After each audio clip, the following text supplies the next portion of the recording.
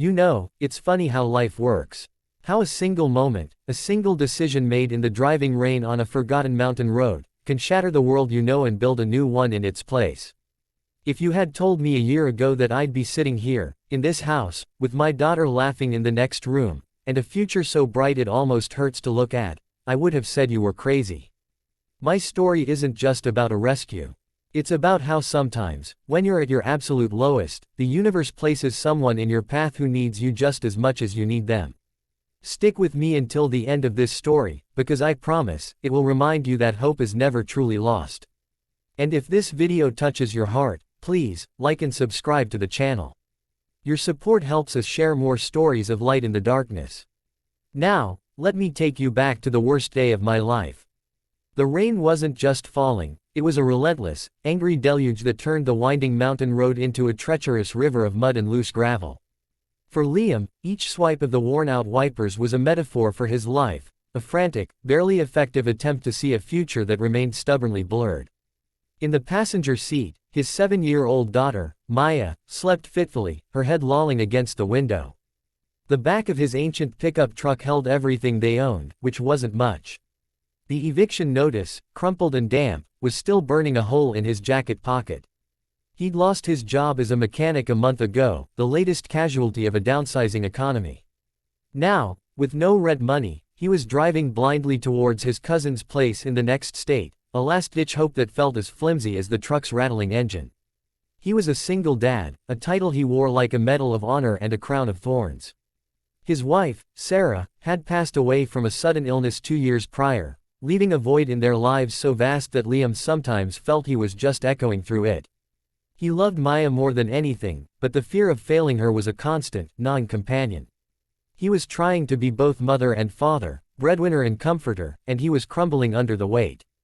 A flash of something unnatural in the ditch ahead broke his spiraling thoughts.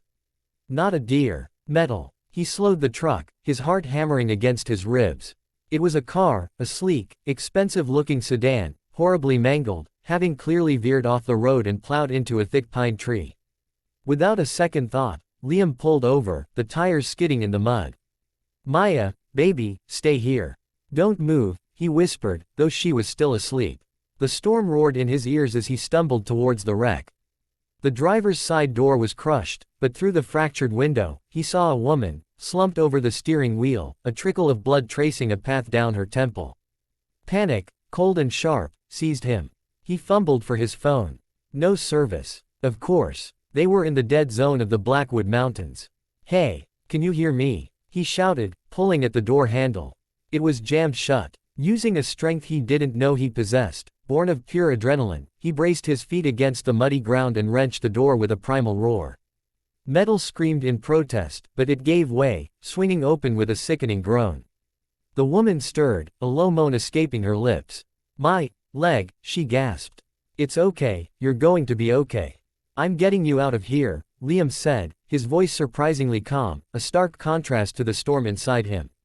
He saw her leg was pinned by the crumpled dashboard. Working carefully but quickly, using a tire iron from his truck, he managed to lever the metal just enough for her to slide free. She cried out in pain, and he apologized softly, his words lost in the wind. He half carried, half dragged her to his truck, laying her gently on the backseat amidst the boxes of their life. She was pale, shivering, her expensive clothes now torn and muddy. Her name, she whispered, was Alara. The next 48 hours were a blur of frantic activity. He drove to the nearest town, a sleepy mountain community, and got her to a small clinic. He used the last of his cash to pay for the initial treatment for a broken leg, cuts, and severe shock. He called the number she weakly provided, her assistant, a man named Charles, who sounded both frantic and impeccably professional. Liam gave him the details and then focused on the immediate, finding a cheap motel room for him and Maya, and making sure Alara was comfortable. He visited her every day. At first, it was out of a simple, human duty. But as the shock wore off, he found himself drawn to her. Alara was quiet, observant, with intelligent eyes that missed nothing. She was grateful, profoundly so, but there was a sadness in her that mirrored his own. She asked about his life, and he found himself telling her things he hadn't told anyone, the grief of losing Sarah, the terror of being unable to provide for Maya, the shame of the eviction.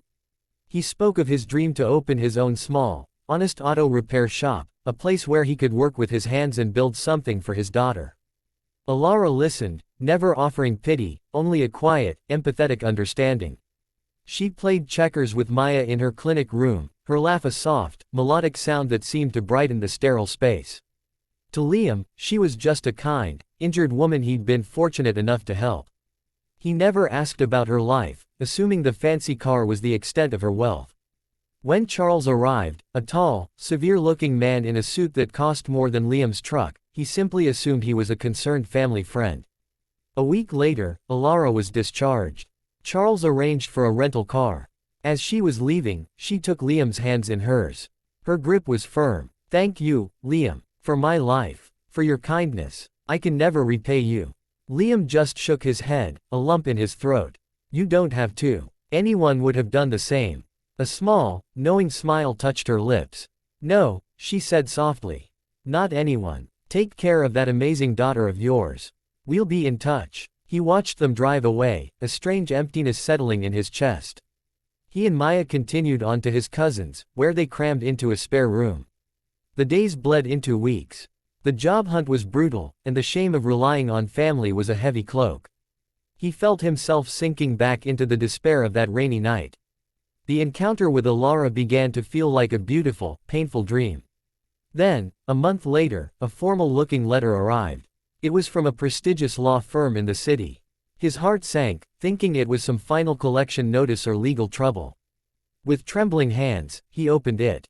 It wasn't a bill. It was a deed to a fully equipped, state-of-the-art auto garage in his old hometown. Stunned, he read the accompanying letter. It was from Alara. She explained that she was not just a woman with a nice car, but the majority shareholder and CEO of a global tech conglomerate, a billionaire several times over. The letter detailed how she had been driving herself to escape the suffocating pressures of her life, the loneliness of a world where everyone wanted something from her, when she had the accident. "You saved me in more ways than one, Liam," she wrote. "You saw a person, not a bank account. You gave me the last of your money, your time, and your heartbreakingly beautiful story, expecting nothing in return. You showed me what real strength looks like. The garage is yours. It's not a gift, it's an investment in a good man who deserves a chance. The first year's overhead is covered. The rest is up to you." Tears streamed down Liam's face as he read the words over and over. Maya, sensing his emotion, hugged his legs, asking, "Daddy, are you okay?" He was more than okay.